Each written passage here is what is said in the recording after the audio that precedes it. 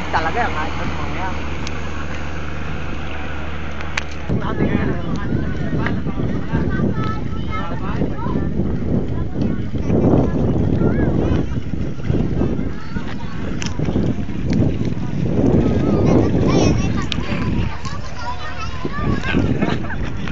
Ay pong pananim mo, marami pong nabulukan dito.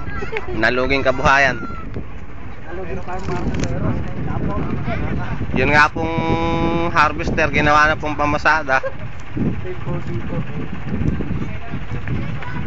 Kitang kita po nyo. Kabisa sa alik ko yan.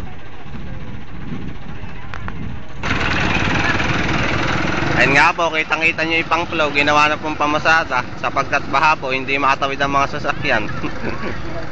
Ganun po talaga dito ay pag bumabaha.